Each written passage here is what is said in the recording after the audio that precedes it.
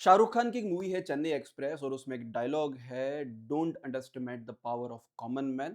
उसी तरीके से अगर आप एमपीपीएससी की प्रिपरेशन कर रहे हैं तो never underestimate don't underestimate the power of PYQ previous year question. Sir ये क्या बला है? और मैं यकीन से आपको बोल सकता हूँ कि अगर आपने प्रीवियस ईयर क्वेश्चंस जो हैं इनको प्रॉपर तरीके से आपको सॉल्व कर लिया तो आपकी एमपीपीएससी की जो नैया है वो एमपीपीएससी की नैया बहुत इजीली आपको पार लग जाएगी। तो क्या होते हैं पीवाईक्यूज और किस तरीके से हम लोग पीवाईक्यूज जो हैं उससे अपनी एग्जाम के अंदर जो मार्क्स हैं उन मार्क्स को इंक्रीज कर सकते हैं। सबसे पहले बात करें जो पीवाईक्यूज मतलब होता है कि जो प्रीवियस ईयर क्वेश्चन ये पता ही होगा जो पुराने सालों के अंदर क्वेश्चंस आपको पूछे गए हैं। यूजुअली एक मेरा स्टडी बोलता है या कई सारे मैंने जगह आपको देखा है या यूजुअली सभी लोग उसको एक्सेप्ट करते हैं कि जब आप लोग किसी भी सिलेबस में जब थ्योरी पढ़ते हैं तो थ्योरी पढ़ने से तकरीबन आपका 60% जो सिलेबस है 60% सिलेबस कंप्लीट हो पाता है। ठीक है। लेकिन बाकी जो आपको 40% जो सिलेबस बचता है जो आपको एक्चुअल में सिलेक्शन दिलाएगा वो आएगा पीवाईक्यूज और उसके साथ में एमसीक्यूज की जो प्रैक्टिस है। पीवाईक्यूज और एमसीक्यूज की आपको प्रैक्टिस करने से तो बाकी 40% जो है वहां से आप गेन कर सकेंगे। आपने थ्योरी तो बहुत पढ़ ली लेकिन आप ये नहीं समझ पाए कि एग्जाम में क्वेश्चन किस तरह के पूछे जा रहे हैं या एमबीपीएससी या दूसरे स्टेट जो बोर्ड्स हैं वो पिछले कुछ सालों में किस तरह के क्वेश्चंस आपको पूछ रहे हैं। जब तक आप ये नहीं समझोगे तब तक आपको एग्जाम का पैटर्न और जो करंट क्वेश्चंस एग्जाम में पूछे जा रहे हैं उनके बारे में जानकारी नहीं होगी। जैसे एग्जाम्पल के लिए कि अभी मैंने नेट का एग्जाम दिया था हिस्ट्री से और हाँ मैं भी एग्जाम देता हूँ नेट वगैरह के। तो उसमें कुछ सिलॉक्स के क्वेश्चन थे। अब मैंने देखा कि सिलॉक्स के क्वेश्चन कैसे आ रहे हैं क्योंकि आज से कई साल पहले मैंने बैंकिंग एसएससी की तैयारी की थी। सिलॉक्स के जो क्वेश्चंस हैं वो मैंने सॉल्व किए थे। लेकिन जब मैंने प्रीवियस ईयर क्वेश्चन उठा के देखे तो सिलॉक्स के क्वेश्चन पूरी तरीके से अलग थे।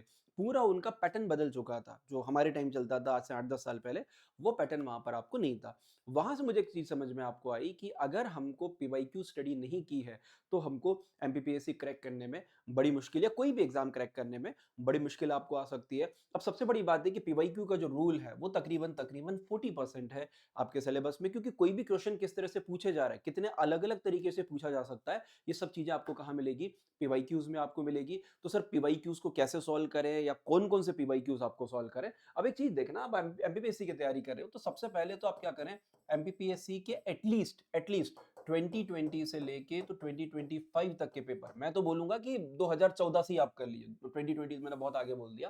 तो 2014 से लेके 2025 तक जितने भी क्वेश्चंस एमपीपीएससी के अंदर आए हैं, उन सभी क्वेश्चंस को आप इज़िली आप देख लीजिए। बहुत ज़्यादा टफ क्वेश्चंस नहीं आते हैं एमपीपीएससी में, यू नो दैट। लेकिन फिर भी किस तरह के क्वेश्चंस पूछे गए हैं वो क्वेश्चंस आप देखिए। उसके बाद एमपी बहुत सारी और भी एग्जाम लेता है। ये तो बात हो गई किसकी? सिविल सर्विस की।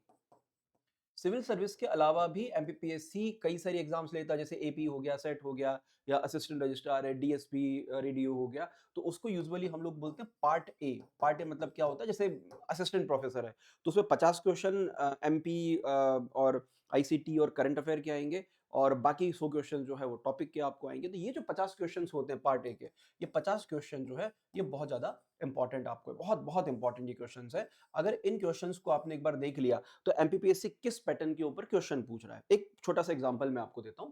पहला एग्जाम ये है कि एक बार ये पूछा गया कि जो कोपेन का क्लासिफिकेशन है ना, कोपेन का क्लासिफिकेशन है क्लाइमेट का, आपको पता ही होगा। तो Koppen classification of the climate, तो वो जो कोपेन क्लासिफिकेशन है वो 2024 में 4 एग्जाम के अंदर लगातार वो क्वेश्चंस आपको पूछे गए। है ना? तो एक बार उसने पूछ लिया कि कोपेन का ये वाला एरिया इसको क्या कहते हैं, उसको क्या कहते हैं। ऐसे 4 एग्जाम में लगातार वो क्वेश्चंस आपको पूछे गए। इसका मतलब वहां से क्वेश्चन जो है वो रिपीट होते हैं या आपको क्वेश्चन का ट्रेंड पता चल जाता है कि किस तरह के क्वेश्चन जो है वो आने वाले टाइम में एग्जाम के अंदर आपको आएंगे। तो जो पार्ट ए का एग्जाम है इसको आप देखोगे तो इसके भी आप अगर आपको क्वेश्चंस पीवाईक्यूज मिल जाएंगे ऑनलाइन वेबसाइट पे या आपके एमपीपीएससी की वेबसाइट पे। तो यहाँ भी आप कोशिश करना कि आपको एटलीस्ट 2023 से लेके 2025 तक जितनी भी एग्जाम्स हुई हैं उन सब एग्जाम्स के पीवाईक्यूज आप एमपीपीएससी की वेबसाइट से डाउनलोड करें और उन क्वेश्चंस को देखें। अब यहाँ पर एक लिमिटेशन क्या है? यहाँ पर एक लिमिटेशन आपको है कि यहाँ पर आपको जो क्वेश्चंस मिलेंगे वो सिर्फ एमपी के करंट में भी आप अभी का जो करंट है उसको ध्यान देना और साथ में आईसीटी के, ये 3 टॉपिक के क्वेश्चंस यहाँ पर आपको मिलेंगे। बाकी टॉपिक इसके अंदर आपको नहीं आता है। और ये आपको पता ही होगा कि MP itself consist of 40% of the syllabus, 40% आपको कवर करता है। तो बहुत संभव है कि यहाँ से डायरेक्टली क्वेश्चंस आ सकते हैं या उस पैटर्न के क्वेश्चन आपको आ सकते हैं। तो याद रखना कि एमपीपीएससी ये वाला पूरा पैटर्न ठीक है? तो एमपीपीएससी की 2014 से लेके 2025 और पार्ट ए की जो एग्जाम्स होती है, इन एग्जाम्स के कम से कम 3 साल के 23, 24, 25 या उससे पुराने भी अगर मिल जाएँ, एमपीपीएससी की वेबसाइट पे आप देखोगे तो 2018 से ये क्वेश्चंस आपको डले हुए हैं। तो आपको लगता है कि नहीं सभी क्वेश्चन स्टडी करना चाहिए, then you can go and attempt the question या कम से कम उनको सॉल्व करें ताकि आपको पता चल सके कि आगे आने वाले टाइम पर कैसे क्वेश्चंस आ रहे हैं। ठीक है? ये तो हो गया। सर बाकी सब्जेक्ट का क्या? History, geography, economy, polity. अभी मैं एक पीवाईक्यूज़ के ऊपर काम कर रहा था और कंसेप्ट एंड आइडिया वाले टॉपिक पे, तो वहाँ पर मैं नेट के क्वेश्चन देख रहा था, है ना? जो नेट यूजीसी होता है, उसका क्वेश्चन मैं देख रहा था। तो वहाँ पर मैंने देखा कि 2024 का जो एमपीपीएससी था, उस एमपीपीएससी में तकरीबन 6 क्वेश्चंस ऐसे थे, जो डायरेक्टली जो नेट है, डायरेक्टली नेट के एग्ज़ाम से आपको पूछे गए या कम से कम उसमें 8 क्वेश्चन ऐसे थे, जो यूपी, बिहार, राजस्थान इन एग्जाम्स पे आपको पूछेगा। तो इन एग्जाम से वो क्वेश्चन जो है वो पुराने क्वेश्चन आपको पूछेगा। तो मतलब क्या है, कहीं ना कहीं पीएससी कुछ क्वेश्चन खुद बनाता है और कुछ क्वेश्चन दूसरी जो एग्जाम्स होती है वहां से उन क्वेश्चंस को पिक किया जाता है।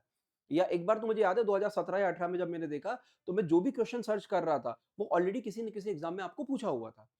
व्हाट इट मीन कि कहीं न कहीं एमपीपीएससी जो है वो पीवाईक्यूज़ आपको वो करता है। तो एक तो ये हो गया कि आपको भाई साहब ये वाले जो पीवाईक्यूज़ हैं, ये तो करना ही करना है। उसके अलावा पार्ट ए के जितने भी पेपर्स हैं, ये सॉल्व करना है। तीसरा अगर मैं आपको बताऊँ, तो आप एक सिंपल सा काम कीजिए कि जो पिछले कुछ 2 साल में, लास्ट 2 ईयर में, तो लास्ट 2 ईयर में जो भी एग्ज़ाम्स हुई है, जैसे एमपी के अलावा, एमपी तो हम लोग कर ही रहे हैं, जैसे यूपी, बिहार, राजस्थान, छत्तीसगढ़ और मैं हिंदी वाले स्टेट ही देख रहा हूँ, है ना? यूपी, बिहार, राजस्थान, छत्तीसगढ़ और बहुत से बहुत जम्मू, कश्मीर, इन स्टेट्स में लास्ट 2 ईयर में जो एग्ज़ाम्स हुई है, चाहे सिविल सर्विस की हुई है, दूसरी एग्ज़ाम आपको हुई हो। देखो, यूपी और राजस्थान में क्वेश्चंस बहुत अच्छे आते हैं। वहाँ पे स्टेट का जो जीके होता ही होता है, बाकी जीके भी काफ़ी अच्छा होता है यूपी और राजस्थान में।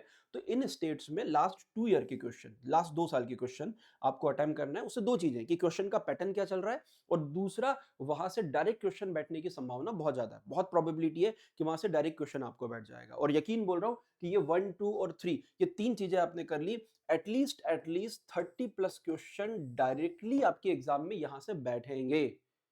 या लगभग indirectly, directly, indirectly 30 plus question यहाँ से आपको बैठेंगे और ये 30 क्वेश्चंस वो होंगे जिनको बाकी लोग जो अटेम्प्ट हैं, बाकी लोग अटेम्प्ट नहीं कर पा रहे होंगे, बाकी लोगों के अटेम्प्ट करने में प्रॉब्लम आपको आ रही होगी, तो वो क्वेश्चंस आप सॉल्व कर पाएँगे। तो आपका जो मेन हेडेक है कि यार ये क्वेश्चन नहीं बन रहा, क्योंकि देखो नेगेटिव मार्किंग का ज़माना है, नेगेटिव मार्किंग में it's very difficult for you कि अभी आपको कौन-सा क्वेश्चन करना है, कौन-सा छोड़ना है, एलिमिनेट कौन-सा करना है, अटेम्प्ट कौन-सा करना है। तो अगर 30 क्वेश्चन आपको ऐसे मिल गए जो ऑलरेडी किसी एग्ज़ाम में आए हुए हैं और आपने उसको अटेम्प्ट किया है, तो आपके 32 33 90 90 क्वेश्चन 90 नंबर तो वैसे ही आपको आ गए। वैसे ही देखा जाएगा तो नेगेटिव मार्किंग के टाइम पर कट ऑफ वैसे ही बहुत कम या कट ऑफ तकरीबन 120 130 तक आपको जा सकता है। वी प्रिपेयर फॉर 160 कि नहीं हमको ज़्यादा ही आपको लेके आना है। तो ये 3 चीज़ें आपको करना है। एमपीपीएससी के पीवाईक्यूज़ 2014 से 2025 इन 11 सालों के, पार्ट ए की जो एग्ज़ाम्स है उसके 50 क्वेश्चंस जितने भी पेपर आपको मिल जाएँ 23 से 25 हो सके तो 18 तक के निकाल के कर लेना, सॉल्व करना है। आंसर की अवेलेबल है, you can match the answer from the final answer की। और लास्ट 2 ईयर के यूपी, बिहार, राजस्थान, छत्तीसगढ़, गुजरात जो भी स्टेट आपको मिल जाए पेपर, इनमें आप हिस्ट्री, साइंस, ज्योग्राफी, इकोनॉमी, इन सब टॉपिक के क्वेश्चंस आप देख सकते हैं। हाँ, एक चीज़ ज़रूर है कि इसमें आप चाहो तो इसके अंदर आप जो यूपीएससी है, यूपीएससी के क्वेश्चंस भी एक बार देख लेना क्योंकि कुछ क्वेश्चंस वहाँ से भी डायरेक्टली आपको आते हैं। तो ये 3 चीज़ें आपने कर ली। अब यकीन मानिएगा इसको स्क्रीनशॉट ले लेना, जब एग्ज़ाम देके आओगे तो आप बोलना कि यस सर, आपने बोला था और हमने उसको किया और हमारे जो मार्क्स हैं, हमारे मार्क्स वहाँ पर आपको बढ़ गए और जो पीवाईक्यूज़ थे वहाँ से क्वेश्चन आपको बैठे। तो 30 प्लस क्वेश्चन का जो आपको फ़ायदा है, वो एग्ज़ाम के अंदर होने वाला है। चलिए, thank you very much for watching this video. Thank you.